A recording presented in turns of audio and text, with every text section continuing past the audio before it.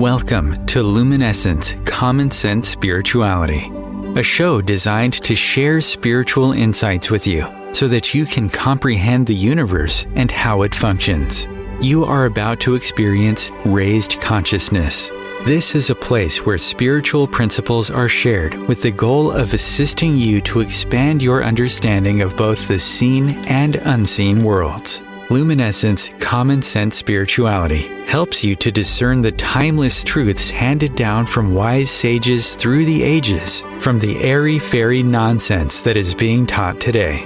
Now, here is your host, Lynn Wyeth. Welcome to Luminescence, Common Sense Spirituality, the radio show that disseminates esoteric knowledge and common sense spirituality.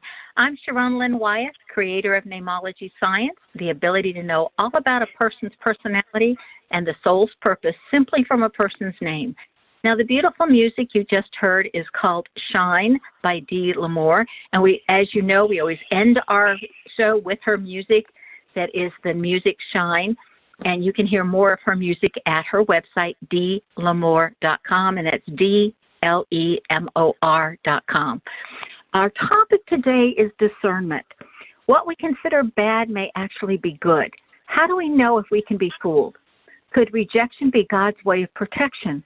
Do expectations help or hinder us? How to deal with rejections and disappointments and overcome loss, lack of success, etc. How do we pick ourselves back up when what we thought we wanted doesn't manifest? What's the overall lesson that we're experiencing? Is there always a silver lining to every experience? How to make the best of each experience. And right now, everything in our world seems to be upside down. I really want to add to this, how do we tell evil from good and good from evil? And our special guest today is Susan Rowlen. Now, Susan Rowlen is a native Chicagoan, raised on Chicago's northwest side as a child. She did not have a conventional childhood. From the age of 6, Spirit singled her out and set in motion her journey to provide healing, clarity, and guidance. Blessed with the gifts of seeing the past, present, and future, Susan has been in constant contact with spirits, voices, and visions in order to help others make sense of their lives. In her early life, Susan chose to use her unique gifts selectively to help those close to her, as well as local officials and businesses in need of direction. However, she soon became aware that she possessed rare and valuable gifts, which should be used for the greater good. Not only has she used her unique abilities to provide spiritual guidance and healing to people of every age and every walk of life throughout the world, but on a personal level, her gifts also enable her to defeat her own daughter's autism. As a professional psychic medium, Susan uses her abilities to help clients gain deep insights into their life journeys and gain spiritual growth, shining light on relationships, love, career, business, and family. And I will simply add, before I welcome Susan to the show, is that when you have an appointment with Susan, you've gone to the top of the ladder. You cannot get better than what she's able to do. All right, Susan, welcome back to Luminescence. Always wonderful to have you here. Oh, thank you so much. I love being here. I love sharing things with you. You know how much I love you. And I just love everything that, you facilitate. And we're lucky to have somebody like you bring so much attention to the things we should be paying attention to. So I just want to say thank you. Well, thank you. And like attracts like, just like the same ones that are attracted to listen to this show. You guys, you can add yourselves right in there with us. Okay, we're going to deep dive today because our topic is discernment. And it seems to me that is really missing these days. Now, I can see it when certain letters are missing in a name. I think, oh, my gosh, God bless that person. They have no discernment, okay? Or they got to rely on others for their discernment. So let's talk about how do we tell good from bad, evil from non-evil? How do we tell? How do we develop discernment? Well, I look at it as there's 3 courses of topics. It's awareness, and you have to be aware of your surroundings. Pay attention to the people you are listening to and what they're saying. The understanding of what they're trying to convey. And third, by the action that they're displaying. So when I look at those 3 things, evil comes in many disguises. Evil Yes. comes at, people think, oh, she's my friend or he's my friend, and then they're talking about you or they're doing this about you. And, here's my thing. I know a lot of things that people have said about me, and if it's somebody who, say, is a friend, I won't even talk to that person about, hey, you said this, because you know what they're going to do? They're going to deny it.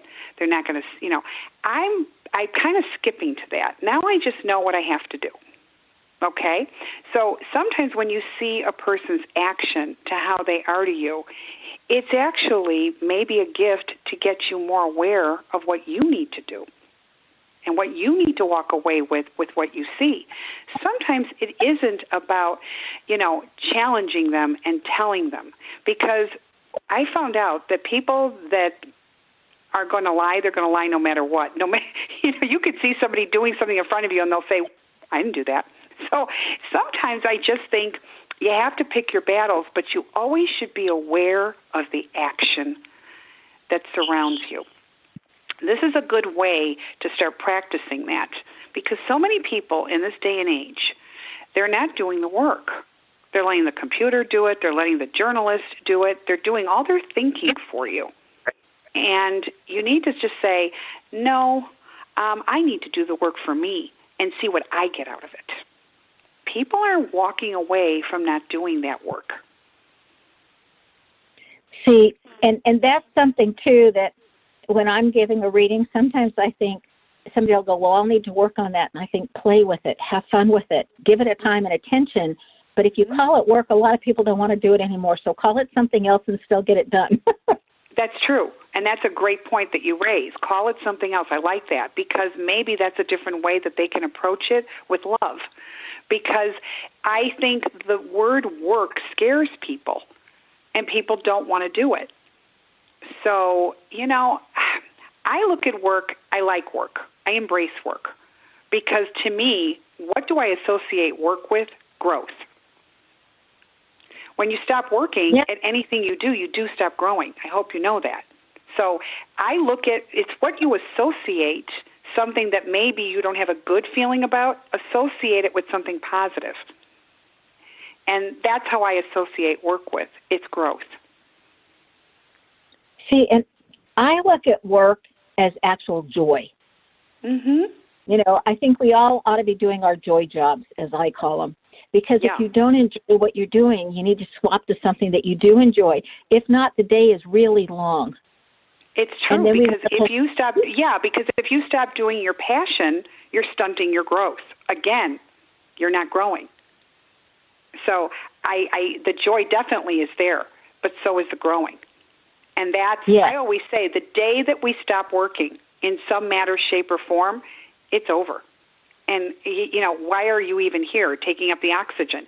Do something. There's always something you can do. There's always something you can give back. There's always something you can teach somebody. There's so much that you can be doing. But just sitting there and saying, oh, I've got nothing to do, more of the same today. Oh, my God, I just shake my head sometimes, because no matter what you try to tell some people, they just don't want to see that. They don't want to get it. Well, it was interesting at my 50th year class reunion, which was last summer. Okay. One of the guys that I dated in high school took me out for dinner. All right. And he was talking almost the whole time. And I just started asking questions and listening.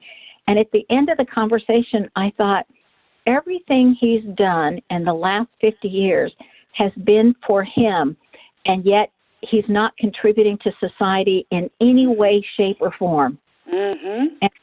And I just thought, how can you get to this age? We all have to take care of us and our families and our work and our whatnot. We all need to take care of that. But there's a time for everything.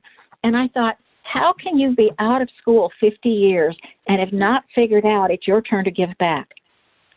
That's a great point. But you know what, Sharon, I see people like that every day. And this is why they're lost. This is why they're depressed, because they're not making an effort to do some kind of work to grow joy, to feel good about things, to step outside their comfort zone. And you could still be comfortable in trying out something. But I think it's the frame of mind that people have. Something different is not going to be good. Change is bad, and that has to change up. So the way you look at things, so when I say going back to your awareness, the understanding, and the action, pay attention to all three of those because that has a lot to do with your next step.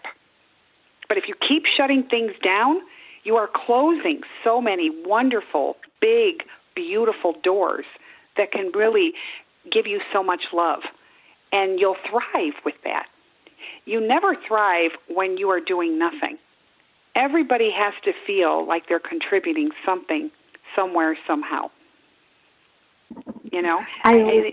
Even when people are caregivers, and, you know, I have this one lady, she watches somebody every day, and she says, Susan, I know I'm very small, and what I do is nothing compared to other people, but I feel so important that I'm able to care for this man when I come every day.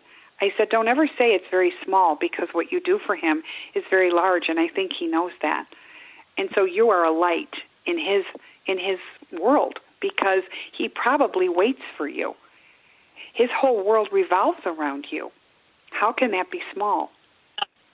So exactly. And I think the beauty of just being able to provide somebody a laugh or a smile for the day, it's like even when I go to the post office, my goal is that whatever window I go up to, and I know them all by name because I'm mailing out so many books all the time, you know, I mean, almost daily, it's like, I can picture you doing that, too, because they just know who you are. They do. I love that. Because every time I see you, Sharon, you have the biggest smile. You're always happy, and it's so genuine. I love that. You make people, you're very infectious because, seriously, you know, for the people that are listening, when you see Sharon in person, it's amazing the light that she radiates because you make people feel better and want to do, and you do make people happy. So I thank you every day. Oh, well, thank you, Susan. But it's really, it's my goal. It's like, which one am I getting today, and what do I get to notice or ask or say that's going to cause them to laugh or smile? Yeah. And the week before Thanksgiving, I went in with a candy bar every day. And so it was like, whoever I get's getting a candy bar today. Oh, that is so sweet. And I bet they appreciated that. I tell you, there's nothing like a good sugar fix. I love that. Good for you. I think that's really nice. I do. That's a very thoughtful, sincere thing. And it's something small, but I think that's huge. Well, see, it's very small. But one of the ladies said, I noticed you passed out all these Toblerone bars to everybody as you were coming up, and she was wondering when I was going to get to her window if I would still have any left. And I said, I do. Guess what? I do. Oh, you see? Oh, I love that. You see? You just made her day. And that's what I'm talking about, the little things. You know, I love the holidays very, very much. I will never stop loving the holidays because of what they represent.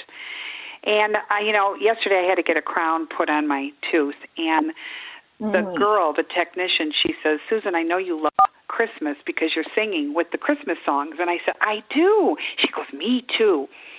And she says, you know, even for a brief moment, everybody's a little nicer this time of year. That's why I love Christmas. And I said, honestly, I get very sad on December 26th. Because it's over, and I don't want it to be over, because it's true what she said. People are a little nicer. If people could put more forth the effort all the time, your mood as an individual will change, and it will feel better. We're concentrating on the wrong things. We're concentrating on all the bad things in this world, and we need to set a balance on that, and this is what I tell people. It's one thing to be informative, but it's another to let go because these things are truly not serving us. You know, they're really not. And isn't it where our thoughts go, then we're attracting that and giving that more energy? Yes, very much so, 100%.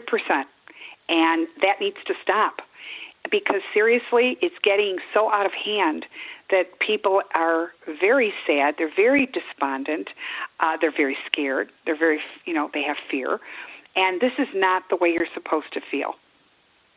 You need to take your life back.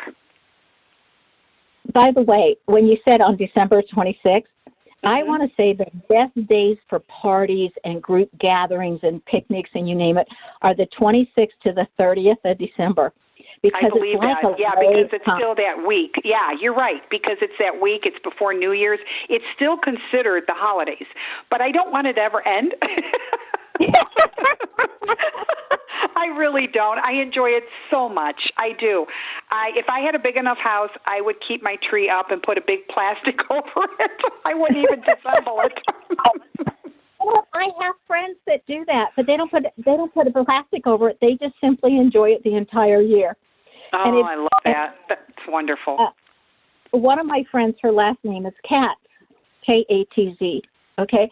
So one year for Christmas, and this is for everybody, if your first vowel is a Y, they like handmade things. They like things that are very unique. So I made 3 cats or kittens for her Christmas tree that's up all year. And I did it like, see no evil, hear no evil, speak no evil, right? So one of the cats had the gloves on over the mouth and one had it over the ears and whatever. And so she told me that somebody accidentally spilt coffee on one of my kittens, like after she'd had it for like 4 or 5 years up there. She goes, somebody accidentally spilt coffee on one of them. And she didn't want to disappoint me, so she literally found somebody and paid them to make it and replace that. Oh, my gosh. Wow. That speaks volumes of how much she treasures what you did. Wow. Well, it's the little things, but we want to come back to discernment because it's so important. Right after this 2-minute break, stay tuned.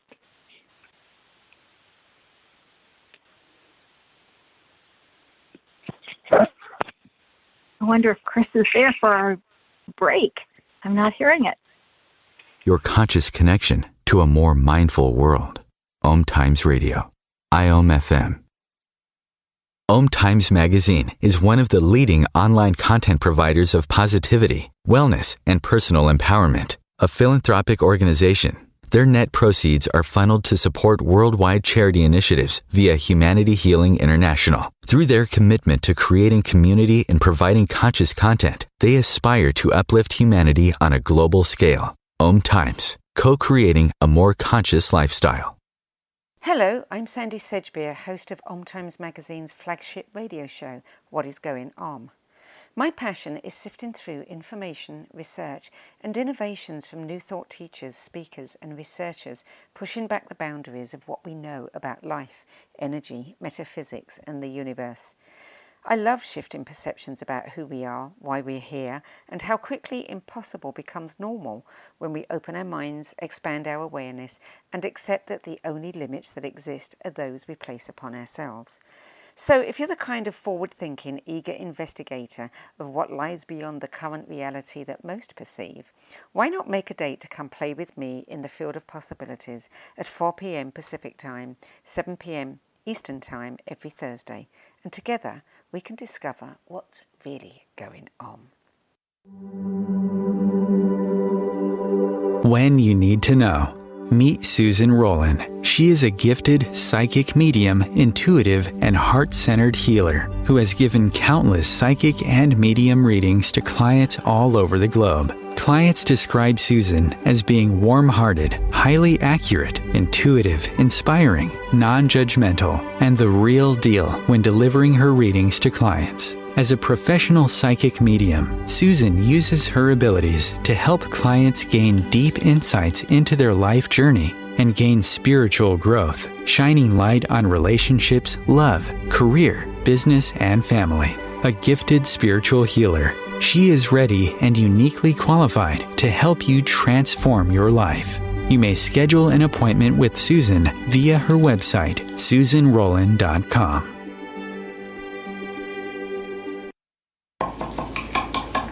These are the sounds of a dinner that almost didn't happen. A dinner now served, thanks to people like you. Due to COVID-19, 17 million more Americans may face hunger. Feeding America is helping our neighbors in need. And if you're able, you can too. Donations are being accepted at feedingamerica.org/coronavirus. Brought to you by the Ad Council and Feeding America, 200 Food Bank strong.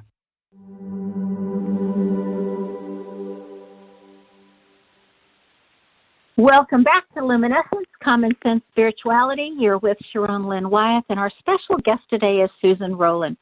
Susan, I want to go back to can rejection be God's way of actually protecting us? I know that none of us like to hear no, and it's almost like he's Santa Claus in the sky, or that's how some people may look at him. But is rejection a way of actual protection? Yes, it's actually my very, very famous quote that I always use. I love it because I live my life by it. Many times, we want that certain job or we wanted that love of our life, and we didn't get either one. Does that mean that we're being punished? God's not hearing our prayers? Absolutely. And I look at it as, at the time, we never realize, and we're very upset, and we're heartbroken. But then time goes by, and then the universe will send us different signs about things or about that person that we were so in love with, and we wanted to be married to that person or whatever. And we start hearing things and seeing things, and then all of a sudden you say, oh, my God, I am really glad that I never got involved with him, or I didn't have this job, because this job, look what it did to, so-and-so. So you don't realize it, but later. So whenever I didn't get something I wanted, and believe me, there was plenty of things. And there was. I don't get everything I want, but I looked at, yes, you can be sad, but then I would make a reason with it. I'd have to reason with it. This is the way I was from a child. I would always wonder, okay, if I didn't get it, there must be a reason. And I would just go on with my life. And then later, it would all evolve. So, yes, God does have our backs. Universe has our backs in every way. We are not going to always see it that way, at least not for the moment. But later, we have to live a little bit, we have to get older, we have to have more experiences, and then we say, oh, did you ever remember, I remember when I met my husband. I met my husband in my late 20s, and we used to go to the same places all the time, but yet we never bumped into each other. And my husband always said, I really wish that I would have met you in my early 20s, because we could have gotten married so much quicker and everything. And I just said, no, you weren't meant to meet me then, because you were a different person, and so was I. The timing is crucial to the success of the outcome. It was meant for me to meet my husband when I did, because of all the experiences I had to go through to appreciate his loyalty, his kindness. Because I think if I would have met him a lot sooner without what I went through, I don't think I would have appreciated that then, don't you see? So everything is aligned with timing. So going back to rejection as God's way of protection, absolutely. Do not think that you're being punished. You are just being rerouted from something that we just can't see right now. But trust me, universe has our backs. I love that the universe has our backs, because I really believe when I catch myself starting to worry about something, because I think as a parent we naturally sometimes worry about our kids, or then our grandkids, or we worry about different things. And so every time I go into worry, I remind myself, this means that I'm not trusting the universe to have their back, just like I trust the universe to have my back. And then I think, okay, I got to stop. It's not helping any. You're right, and that's the way you need to really start being aware of these things. That's why I brought in, earlier, awareness is key to understanding things, and it will bring more peace if we look at our lives that way and we live our lives that way. So I do believe that. So I love that quote. It's my favorite quote. I use it all the time, and I do live by that quote. I do. Yeah, well, I do too, because I do feel like I do know that it's not even a feeling, it's a knowing that the universe has our backs. Yes, very much so, very, very much so. But timing is very crucial to everything that happens in our lives. How we meet somebody, the accident that we had, everything is time calculated. Everything. There is no mistakes. There is no coincidence. Everything that happens, it was exactly the way it was supposed to happen for numerous reasons. Numerous reasons. Yeah, and then we just got to ask for the silver lining to help us see it. Right. Right, exactly. That's very true. But the silver lining can be there if you choose to see it in a silver lining. If you're going to see it as a negative and you're going to live your life by a negative, your life will be negative. Okay, so when we're looking at expectations, that we expect things or behaviors from others or expectations of self, do expectations help us or hurt us? They can do both. I believe they do both. But we have to feel both of these feelings for our soul growth. We have to understand what the happiness is and the joys of that. We also have to understand the disappointments and how people can disappoint us. So I do think so. But I also think it helps educate us in how we're to see things. You know, I've had many people hurt me, but I refuse to stay bitter. Okay? Right. Trust, I don't trust people unless you earn it with me. That's the way I live my life. I don't trust, and then until you give me reason not to. I don't trust. I don't wear my heart on my sleeve.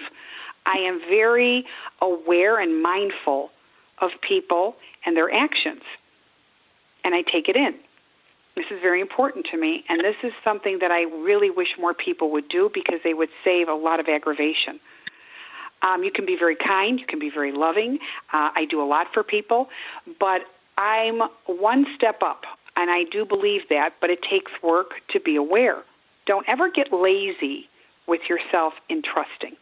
Trusting is a gift, and when I trust you, it's probably the highest gift I can ever give you. And I love the feeling of being able to trust. But I think that people give it away too loosely to the wrong people. So you need to be mindful of what you're letting in.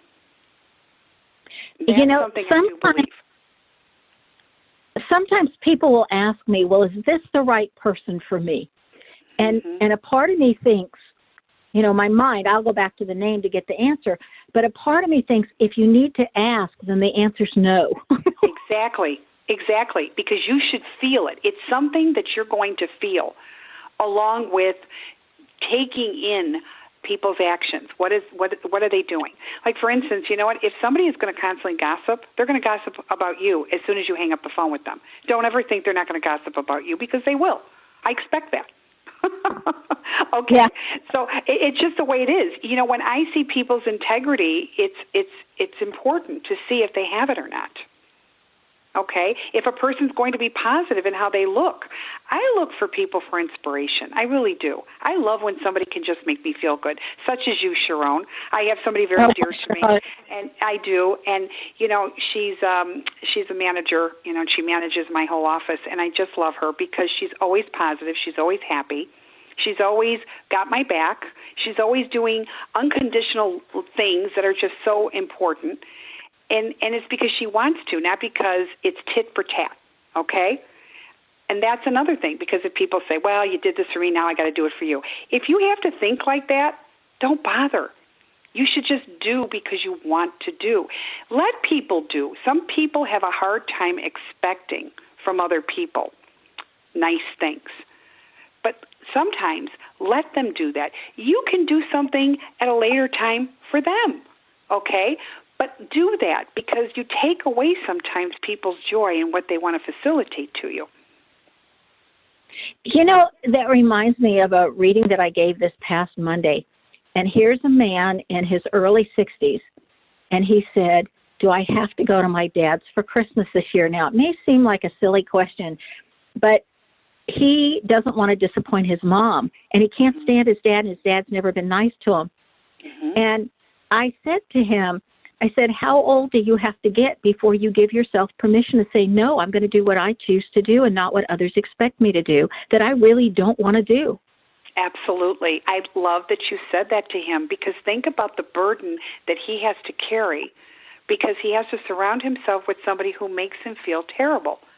That's the whole point. You know, the holidays should be all about being close with the people that you truly love. And I understand family can be very difficult. I do get that. But when it comes to be a drudgery every holiday, and it takes away your joy, and you're hanging around people that take away your joy, then it's time to rethink the relationship. It just, you know, I know so many people that just need to hear what you just said. in my family. Well, I think we all have it in our families. Believe me, I've got plenty in mine. So I'm with you. But it because life is promised to no one. I love the second thing I like is we make plans and God laughs. Well, it's true because, you're in charge of getting up at a certain time or setting your clock and being somewhere where you have to be and, making a schedule of a client that you want. But overall, we are not in charge on a universal level to be making the kind of plans that we expect. Sometimes they happen and we can facilitate those, but then there's other times we can't. So it's about being present in the moment, allowing yourself to feel good. I think some of it, too, is following your passion, because I just know that if I'm not passionate about what I'm doing, it's not going to get done, or it's not going to get done well. Well, and you're right. It isn't just what you're doing. It's also the people you're surrounding yourself with. If you have to feel a drudgery, then think twice. Think twice. I have somebody that I know, and, she's retired, and she's very young, and, she's done well for herself, inheritances and all that, and she said to me, I'm so bored. And I says, well, why don't you get a job? I don't want to work. I said, okay, well, why don't you go volunteer, something that brings passion? I don't want to do that. Well, then what are you complaining to me for? That made no sense to me. Then what do you want to do? When my kids would tell me they were bored, I used to say to them, and I go, only boring people get bored. Good one. I'm going to remember that one. That's a good one. I like that. But you know what I'm saying? There's something for everybody. There is something, okay? And you can do it. You just have to make the decision to want to be happy, or at least try to be happy. And that's what it is. So we go back to that word work, but I look at work as an expression of freedom, because work will give us the freedom to really evolve in what we need to be. And I look at work as a way of being of service. Very much so. Absolutely. Oh, God, yes. Hands down. It is a service to what you can do for others. It's true. It's very true. Absolutely. Absolutely. I can never, ever disagree on that. You're very right on the point on that one. Very true. That's why so keep going with that. How do we pick ourselves back up when what we thought we wanted doesn't manifest? And that has a tendency to get a lot of people down. Like, I really put effort into this and I really chose it and I didn't get it. Now, how do people pick themselves back up? I know how I do it. I go back to meditation. But how do you pick? Most people don't do that. So how do they pick themselves up and able to go forward and not feel the weight of disappointment? Probably the way, I can only say the way I would do it is I just need to reroute. If I'm hitting the brick wall and it didn't manifest for me, I wasn't supposed to do it. But it doesn't mean to give up your dream on when you want to do it and how you want to do it. I still say you should always pursue it, but maybe do it in a different way. Maybe the timing wasn't on your side to do it. Okay? So that has a lot to do with it. So you almost have to really say to yourself, okay, just because I didn't get it doesn't mean I failed. Very important words, because people associate it as failure. It's almost like I get clients and I get people that really tried to save their mother or their father or their spouse, and they did everything in their power to keep them alive. And they'll call me for an appointment. They'll say, I says, why do I feel all this guilt? They say, oh, Susan, I have so much guilt. I just feel that there was something I missed. I'm like, no, because the ending still would have been the same. Because if it was meant for your father to still live, he'd still be here. You're trying to compete with God. Oh, yeah, that doesn't work. It doesn't work. Exactly. It doesn't work. So it's the same thing. We are judging ourselves. So when we don't get something, we associate it as failure. It is not failure. You didn't fail. It either wasn't your time to receive it, or we need to reroute and go a different avenue. You know, in a lot of classrooms, a lot of us teachers would put a poster up on the wall that said FAIL, F-A-I-L. Mm-hmm. And then we said what the letter stood for, and that stands for First Attempt in Learning. It's just an acronym. I like that. That's a really good thing, because I think that needs to be more around children, because when I see a child has a learning disability, they are reminded every day of what they can't do or what they struggle with. And I myself, because I've had a child with learning disabilities, I constantly surrounded her with things she did well, because then when she didn't do something well, she had the courage to keep going. When you're reminded every minute of something that you can't do, how do you think that's going to make you feel? So we have to shift it. So I love what you just said. More children need to be reminded of that every day, of the great qualities and what they can do, because it's going to make the things that they can't do much more bearable with much more strength, and they'll be able to do that. Well, and I look at it, too, not all of us can do all of it, and so that's what makes the economy go around, because we pay people to do what we can't, what we don't do well. Very true. And if we all could do it all, then we wouldn't have to pay anybody to do anything, and then there'd be no economy. Right. That's very true, too. My husband always said, utilize the people of the things that you can't do, because they will come to help you. Yes, and then they get paid for their joy job, and you get to have joy because you didn't have to do it. That's right, because you know you're not good at it. And you know what? We have to remind ourselves that we are not going to do everything right. We are not perfect. We're not. Here's the thing I always say. To understand your weakness is your strength. Yes, to know what not to waste time at. And we've got to take a break right there. Okay. So when we come back, we're going to talk about how to make the best of every experience that we have so that we create the best experiences possible. Stay tuned. A conscious lifestyle for a mindful life. OMTimes Radio. IOM FM. Host your show on IOM FM, the radio network of OMTimes Media, one of the more recognized brand names in the conscious community, and is backed by the extensive marketing reach of OMTimes. Hosting a show on IOM FM immediately connects you with our extensive dedicated community. Vox Novus, the new voice. Vox Novus, the new dimension.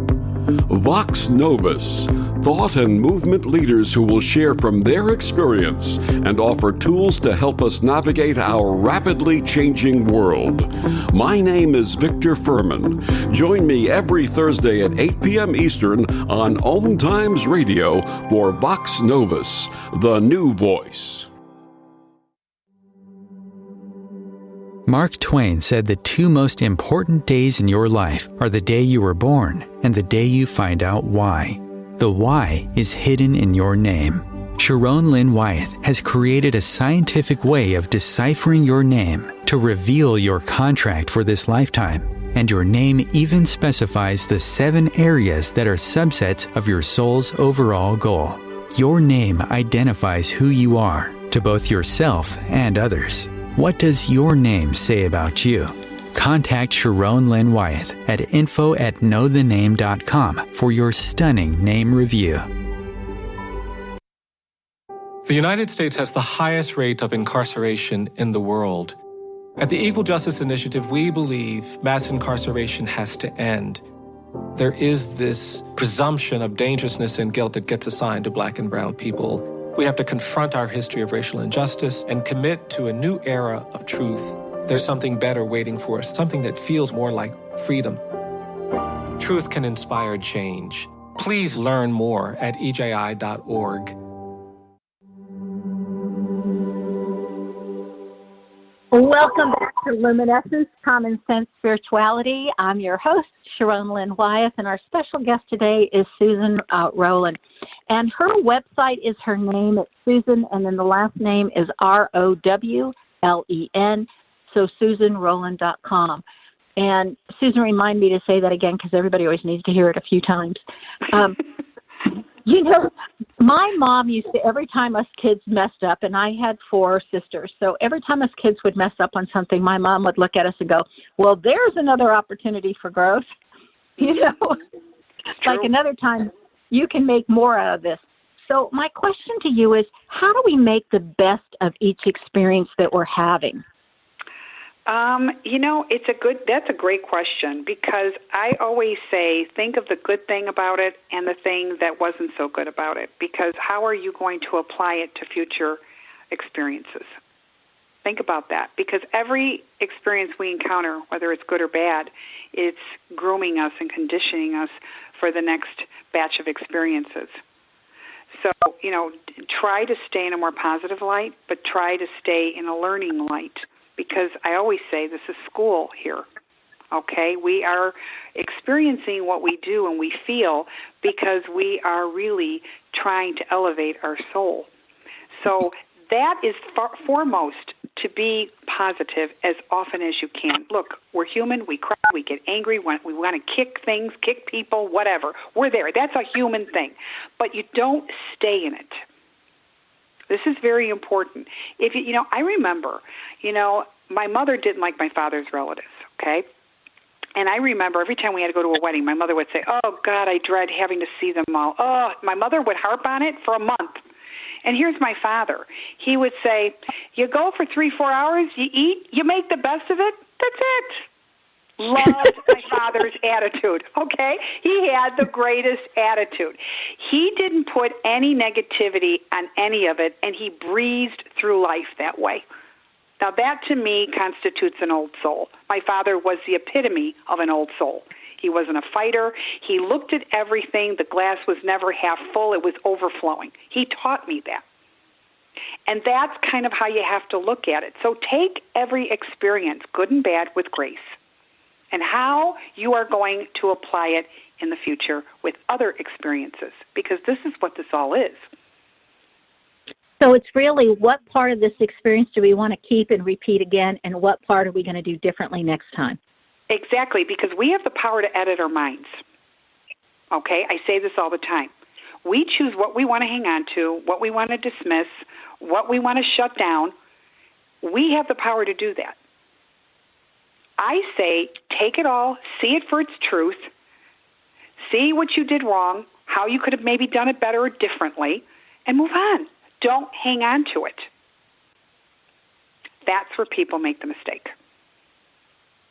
I want to interrupt our train of thought for just a moment, and that is, when people call you for a reading, Susan, how long is your waiting list right now? Well, you know, it's interesting. For in-person, it's through April. I'm taking for in-persons in April now. But my phone sessions are pretty good. They fill up fast, I'm not going to lie, and I do Zoom. So in the comment box, if you make a phone session, if you want a Zoom session, just put Zoom session preferred. And I will send you a link to Zoom, and you will just accept and download, and we will be good to go. I do all my sessions, whether it's an in-person, whatever, Central Time. Okay, that'll help you guys. So, yeah. Yeah, okay, good. Because I know that sometimes people have called me and said, well, I can't get in any decent amount of time, so I always think, so sign up today so you can get in when you can, and then the timing will be perfect. They do, but I also do a lot of workshops and a lot of webinars, and you can look at the Facebook page, and it's got all the events that I do, and those are really good too. So, but yeah, they do go fast. They just do. And because I think the times that we're in, you know, people have gotten very acclimated to staying home and not going into a car and going to an event like it used to be years ago. We get to do it in the privacy of our homes now. So I think people are really planning more of those than anything else. And I you know, just things have changed so much. But yeah, you know, phone sessions you can still get in. That's not a problem. Okay, good. I mean, I know that the last 2 times one of my good friends called me, I said, I literally put my Zoom on silent, and I said, I'm on a Zoom call. This is when I'm done. Can I call you back? Uh-huh. And when I finally got to talk with her, I thought, you know what, I am just zoomed out. There's too many Zoom calls. Well, you know what? You're right on that, because I don't think people realize what you and I do is so much energy Because when you are dealing with an individual, you are getting all of their energy. Now, if you're doing this between 16 and 23 times a day, do you have any idea by the time 9 or 10 o'clock rolls around, you don't want to say anything to anybody. It's not that you're trying to be rude. That person just has to realize your schedule. And you know what? If you're talking for 14 hours straight, you know, there are nights when I don't have a voice left. You know, and you're not trying to be rude, but you're right, and that's okay to be that way. It really is. So, but you know, I don't know. It's interesting because I think that people now are getting educated even with technology and with Zoom, and they used to think, oh, you know, your gift can't work through Zoom. Well, I tell people, energy comes through in every way, in all ways. That's not going to stop anybody getting the messages and for you doing a good job with them. You're going to do a good job with them. I would think that God is not limited by where my body is located. That's how I look at it. It's true. You could be laying on a beach. You could be, you know, you could be on an airplane. I can't tell you how many times I'm flying and I get these direct messages. I'm like, whoa, okay.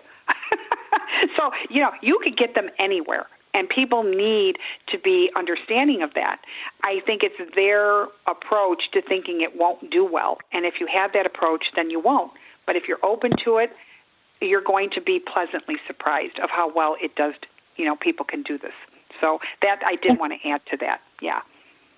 Well, and I actually prefer over the phone calls when I'm doing a name reading because I'm not distracted by their physicalness. Interesting. Okay. Well, I can see that because you are just, boom, you're focusing on what you need to focus. I like that. You know what? I never thought of it, but you're right. That's a great way to say that. It works, you know, doesn't it? Yeah. And I don't feel badly that I keep staring at the name that I've got written down in my notes instead of looking at them as much as they'd probably like to be looked at for that interchange because I'm going through the patterns in their name. Interesting. You know, so that's where my focus is. So, well, you know, what you do is just, it's unbelievable what you do. The gift that you have, because I've had so many people that have contacted me and they are in love with you because of what you do, but I truly believe what you do is a gift. You're right on point because the name is everything, and you taught me so much about that. But I do believe the power in one's name and the energy it facilitates. But I have to tell you, there are so many people that just can't get enough of reading your books, have had the, you know, phone sessions with you. No, I'm serious, because I've sent people to you, and they've all come back. They go, Susan, she is something. I go, she is. She is definitely a gift, and she has a talent for this, and it's a big talent. And nobody can really duplicate what you do, and I think that's what I love about it the most. I love what you do, because this is all Sharon. So there you go. Well, thank you. I've got some students, though, that have studied with me. It seems to take them 3 years. And then they're able to pull out all the information that I can pull out. It seems to take them 3 years with practice. Well, here's the thing, though, that I am going to say, and I believe that, but they're still not you because of how you look at this world and this earth and the spirituality that comes with it. Well, and I was just going to say, the ones that I've taught that do the best are highly spiritual, or they've been massage therapists and working with people a long time. You know, they're already in tune in that direction. It's not exactly. Just, you know, it's not just you have that. You Yeah. have that, and you know, you're not just telling them the meaning of their name, but you're also telling them there's so much more in life. So there is a lot above average psychic intuition that you're pulling out. So, it starts with the name, but with you, it's everything else that you are able to see. And I firsthand, I know this about you, and I just love it. So it's a great talent. It's a great gift, and many people would benefit from this. I believe that. And you always have a way of making people smile and feeling better than when they came in. And that's what everybody needs to strive for, helping them feel better and changing things where they are a different person from when they came in to leaving. And you do that. So, that's why I like to be with people, like-minded people. This is also something I need to bring up really quick. If you could start being mindful of who you are and start cultivating people such as yourself It doesn't have to be exactly. But that is also going to give you a lot of food for thought every day. And that also strengthens your skills because you're around people and you're just feeding off each other. You know, there's a saying, my favorite flower is a sunflower. But when there's no sun, do you know how they get sun? They face each other. Oh, I love that. Yeah, and they face each other to get each other's sunlight. So being together with like-minded people, we will feed off of each other in such a beautiful way. So that's how I see you. Thank you. You did the best commercial for me that anybody could ask for. Well, it's all true. I mean, well, I love it when people get readings with you because I always hear back really positive things. Also, you have such a gift and such a talent. Okay, so we're coming to the close of our show. I do want to say that what next week is, we're going to talk about energy healing and the power of prayer, and our guest will be Susan Klopstein. And so that's next week when you want to tune in again. And again, if you'd like a reading with Susan Rowlen, her website is her name, and Susan is spelt the normal way, and her last name is Rowlen, and then just put a .com behind it, and you've got it. And I always say for Susan and for when Sandy's on, they book up so far in the future to make sure that you call now, and then it'll show up at exactly the time that you think, oh, man, the divine had my back, and it's perfect timing, you know. So I always think if you're thinking about it, sign up, and so that it can come around sooner than later. Anyway, Susan, thank you again for joining us. Always my pleasure. And for everybody that's listening, thank you for taking your time to listen and to join us and have some positive energy. And I'm going to say this whole month, happy holidays, because it really is a time to celebrate that simply we have life and that we wake up in the morning and we're breathing. So happy holidays, and this is Sharon Lynn Wyeth signing off.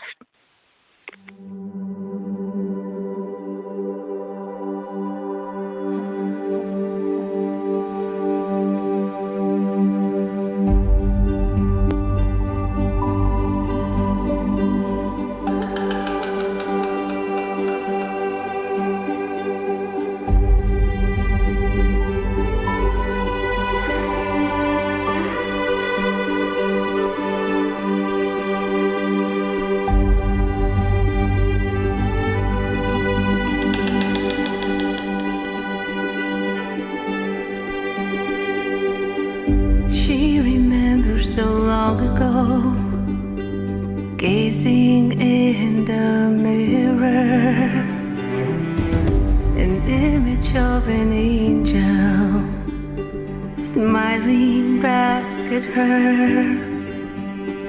No wounds or imperfections, just beauty and its glow. Her laughter and her heart, a reflection of her soul. And I want to shine like the sun and smile to stop the rain.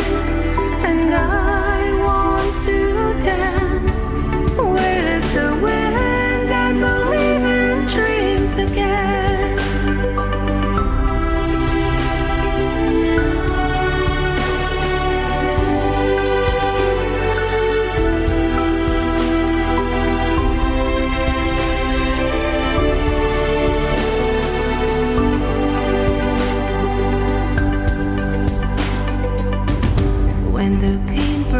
Of life stroke the canvas of her, the light slightly dimmed, her reflection unseen, and all that she knew